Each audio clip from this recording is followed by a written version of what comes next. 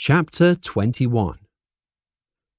The next morning, Daniel Godfrey received a phone call from the detective whose number he saved in his phone. She was a looker, much younger than Joyce. Maybe she'd had second thoughts and wanted something more than a suspect-detective relationship.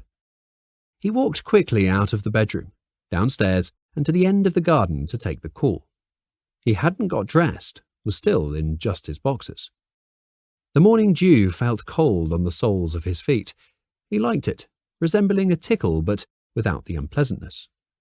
Dan Godfrey resolved to do this more often. "Hey," he answered. Was that how those under 40 answered the phone? He mused. "Daniel Godfrey?" she asked. She'd gone back to calling him Daniel. That didn't bode well. "That's my name. Don't wear it out," he responded. Daniel had no idea why he'd said that. He'd never used those words before. He'd heard them somewhere recently, couldn't put his finger on where. "We'd like to talk to you. There's a few things that have come to light, and we'd like your take on them," a lecturer explained. "When?" "Seeing as the golf course is still closed, and you don't have anything else to do, we thought maybe now." "I'll be there as soon as I can," he said, looking up at the bedroom window, seeing no movement from Joyce's room. He'd leave a note. It was easier that way. Much easier than having a conversation. Dan grabbed his clothes from the ironing pile on the back of the sofa in the dining room. He hadn't moved in, far from it, but he had quite a bit of gear at Joyce's place. He got in the car, happy with himself that he hadn't had a drink that morning. 20 minutes later, he was sat opposite the young woman detective and her older colleague. "Dan, thanks for coming in." Dan again. Maybe she was interested. "You're most welcome," he replied, placing his hands on the table as close as he could manage to hers. She pulled her hands away. "Dan, can you tell us about the golf course you and Mark McManus were planning to build? Is build even the right word when it comes to constructing something so green?" "It's the word I'd use. We're in business together. That's what we've achieved so far." "Well, in our line of work, one of the things we look at is who stands to benefit most when someone dies unexpectedly. At the moment, that appears to be you." And that lands you pretty high on our list of suspects. We've got the DNA, and you hadn't touched Mark before or after he died." "Ha! Told you!"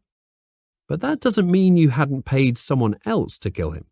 From what we hear, you're in the money now." "If only that was true." "What do you mean?" "I'm skint.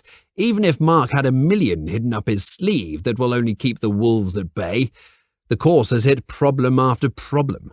First, we were sued by Amazon for accidentally cutting their power cable. We had to fix that one in a jiffy. Then we found a rare species of caterpillar on the site.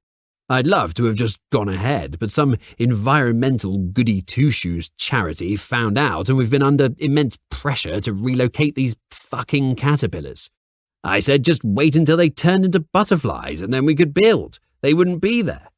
But apparently that's not the case. Protection of natural habitat or some old guff. Then we found an old mine shaft there too. Dug a 20-foot hole that turned into a 100-foot chasm in seconds. Why else do you think I was wiping the CCTV pictures?" "What's the CCTV at one golf club got to do with a hole in the ground in the other?" a lecturer asked.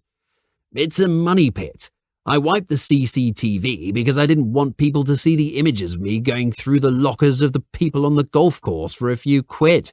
I can't put the heating on. Don't have a penny in my bank account and can't even feed myself. I'm staying at Joyce's because she has food. She thinks it's more than that. Even asked me to marry her this morning. But what she doesn't know is that I haven't got a pot to piss in." "You and Joyce?" Augustine asked, faking surprise. He looked left to a lecturer who was going through her own relationship troubles. She'd been back to her place overnight to find that Starr had moved himself and all of his belongings out of there. "Yeah, and she likes the finer things in life. Don't know where she gets the cash from, but she's always got money to take us on holiday, go out for a nice meal, weekend break." And where's Joyce now?